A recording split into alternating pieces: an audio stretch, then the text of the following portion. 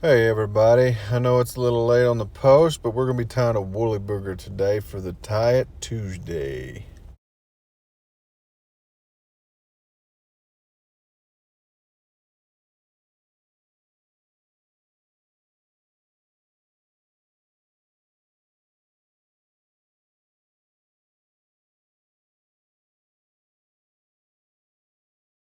So we're going to wrap rearward to the bend of the hook, then back towards the front, half to 2/3 of the way. Then we'll be tying in some marabou. Make sure you measure it, get you a good length on there.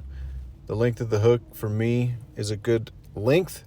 Take a loose wrap, cinch it, wrap backwards towards the bend, then forward, get it all snug in there.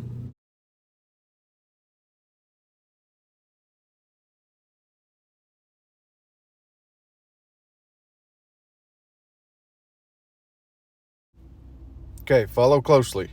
We're going to take some flashabou here, squeeze it in between the bend of the hook and the thread. Grab it with our right finger and slide it down underneath the hook and back around. I know this looks tricky, it looks difficult, but once you get this figured out, it makes life so much simpler tying in flashing if you're like me and you like to keep it dainty or subtle on your flash.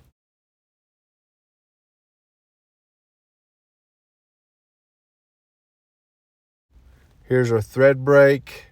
Never panic, never unwrap. Just grab a pair of hackle pliers, grab a hold of the thread, and then just go back to wrapping. You'll tie it in just like you're tying in a piece of chenille or marabou, flash, any material. Just tie it in the same. Make sure when you get towards the back, like here, just a moment, you're pulling it down tight and taking out that slack where it gets loose. Make sure you can continue to hold on to whatever material it was, just like if you were tying it in initially, because there will be some slack in it. This is an important part because it's going to keep your fly nice and even all the way down. Flip back your marabou, tie underneath to the front, pull down your marabou, tie it in approximately 1/16 of an inch, depending on the size of the fly, behind the bead. Tie it all down nice and snug, snip it off as close as you can, and you've got you a nice smooth body. Now we're going to tie in a little bit more marabou. I like to do them in layers, that way you can kind of hide flashy stuff and make it more subtle. Watch here in just a second. I'm going to pull these feathers down and rearward, kind of stroke them back so that they fray out at the back, and then I'll hold them in place at the bend of the hook, tie them down nice and snug. Once I get a few wraps in, I'll make sure they're still frayed out, tie them down all the way to the back. Then we're going to do the same thing, repeat from the last piece of marabou, flip it forward, tie underneath it, except we're going to cover up the lump that we made with the previous piece of marabou.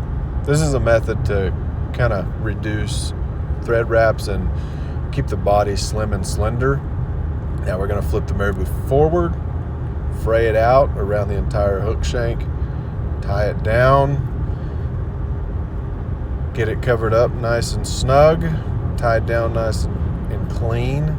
Cut it at an angle, that way it tapers down towards that bead. Take a look here how smooth and clean this is. This is how you want your body to look before you go any further. Now we're going to get ready to tie in some wire here. I believe this is 0.16. I'm not positive. This is going to conserve thread wraps. I didn't wrap forward and then back. I went ahead and tied this in as I was wrapping down the little lump of marabou I just made. This is important. Make sure when you're wrapping down your wire, you don't leave any gaps. You want to cover that wire all the way to the back. I'm going to pause, tie in my chenille here with the wire. This is going to save thread wraps. I would recommend doing this if you're advanced. If you're not, I would highly recommend tying down your wire, then tying in your chenille. However, if you're comfortable with your tying abilities, go ahead and tie in the chenille there before you go any further, and you will be able to save yourself some thread wraps. We broke the thread again, no need to panic. Again, just hackle pliers, hold it in place, tie it down just like you tie anything else in. This was an unfortunate location to do it. However, the chenille stayed in place, so I was able to continue. If it had fallen off, I probably would have unwrapped a little bit further and approached it differently, but everything stayed in place. Anyway, back to wrapping in our wire and chenille. Make sure it's nice and tight. You don't leave any wire showing. You want that wire tied down nice and snug. This would be a good point to wrap back and forth to cover up any discrepancies, whether it be lumps or loose materials. I'm going to go ahead and tie in my hackle here. I'm going to tie it facing forward. I'm going to show you how to tie this rearward and use the wire to tie it down. This makes your fly, or the hackle of the fly rather, stronger. It will keep it from breaking. Even if it does break, it won't come off of the hook.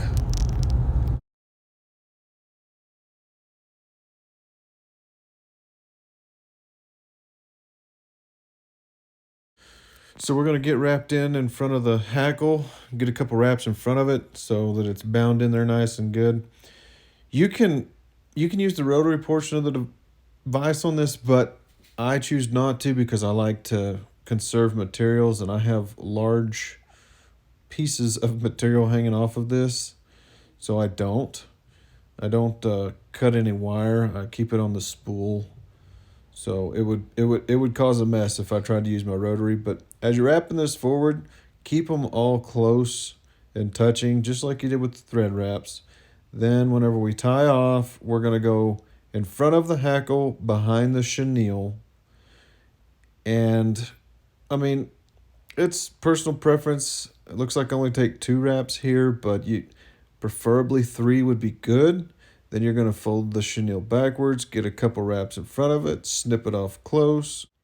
I don't care what anybody says, fingernail clippers are probably the best to get a close snip behind a bead. Now we're going to wrap this away from me underneath. The reason I'm doing this is because it's opposing the direction coming forward with a wire. I want the wire to cross the wraps of the hackle. So if I was to go the other direction with the hackle, I would have to wrap the wire. It would, in a sense, be the same direction going forward, but I'm actually going the opposite direction. I know it doesn't make sense, but it does. Okay, so now we're going to catch that piece of hackle with our wire. We're going to make small little circles and wiggle it back and forth as we wrap it forward. That way, we're minimizing the amount of hackle that we trap underneath that wire. I like to take wraps so that when I end on the very top of the hook behind the bead, because that's where the largest gap is between the bead and the material. You'll see here in just a moment. I do want to mention that if this was a straight eye hook, that would not be the case. Since this is a down eye, that's where I'm going to do it. All right, time for our fancy schmancy helicopter tie off. We're going to get a wrap or 2, maybe 3 behind the wire.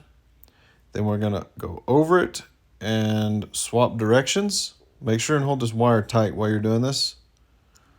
Get a couple wraps that way, swap it back, get a couple wraps that direction, behind it and in front of it to bind it up. Then you should be able to just twist it. Pink. At this point, we're pretty much done. I'm going to get a couple wraps, folding everything back, get me a good whip finish on there.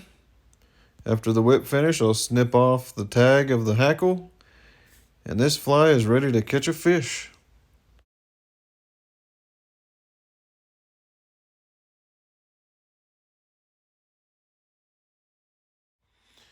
I use my fingernail clippers to cut the hackle because it will cut the main vein but not the fibers.